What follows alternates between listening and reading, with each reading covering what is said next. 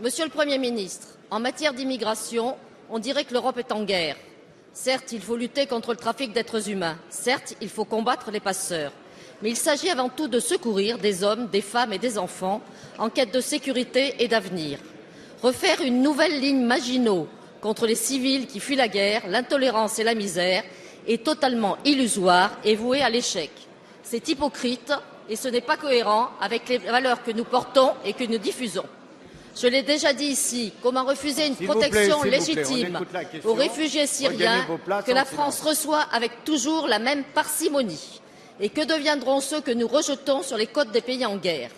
Seule une vraie coopération politique peut assécher le trafic tout en régulant et en ouvrant des voies légales d'accès pour les demandeurs d'asile et les travailleurs peu qualifiés. C'est avec cette logique-là que nous pourrons construire une paix durable autour de la Méditerranée. Plutôt que de bâtir le tout sécuritaire, luttons contre la démagogie ordinaire. Non, l'immigration n'est ni un fléau, ni une menace. Elle est indissociable de l'histoire de la France depuis des millénaires et aujourd'hui, dans notre pays, elle diminue.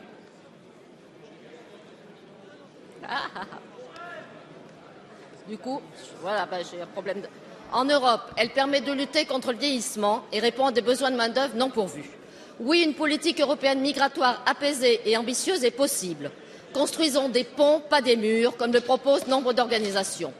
Plutôt qu'une seule réponse militaire, il faut de la solidarité, y compris entre les États membres. L'Italie, Malte et la Grèce ne peuvent gérer seuls. Ainsi, la Commission européenne a proposé une répartition abusivement qualifiée de quotas.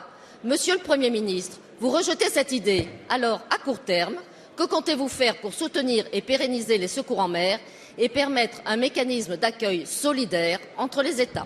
Merci Madame Monroy. La parole est à Monsieur Bernard Cazeneuve, ministre de l'Intérieur.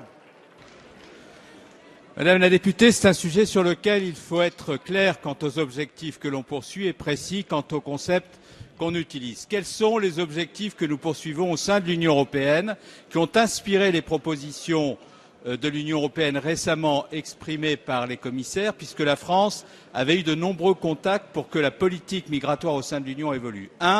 Oui, nous devons lutter contre les filières de la traite des êtres humains qui agissent dans la bande sahélo-saharienne, qui agissent en Libye, qui agissent en France, parce que ces filières conduisent vers la mort des êtres vulnérables après avoir prélevé sur des femmes, sur des enfants, sur des familles, des sommes qui sont considérables. Donc ces filières doivent être combattues.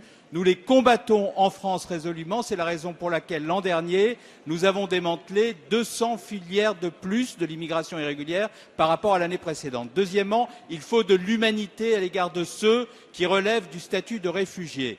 C'est la politique de la France, c'est la raison pour laquelle nous-mêmes nous avons inspiré un mécanisme de répartition des réfugiés au sein de l'Union européenne tenant compte d'un ensemble de critères. Et si nous avons rejeté le concept de quotas de migrants, c'est parce que nous considérons que l'asile repose sur des critères et pas sur des quotas. C'est ça qui est conforme à notre tradition républicaine et à la tradition que nous portons de façon universelle à travers le monde. Et nous ne voulons pas non plus de quotas de migrants pour ceux qui ne relèvent pas du statut de réfugiés, parce que si nous voulons pouvoir accueillir correctement ceux qui relèvent de l'asile, il faut pouvoir maintenir dans leur pays ceux qui relèvent de l'immigration irrégulière dans le cadre d'une véritable politique de co-développement que nous avons proposée à l'Union européenne et qui a été reprise par elle dans le cadre de la mesure visant à créer des centres de maintien et d'accompagnement des migrants, notamment au Niger.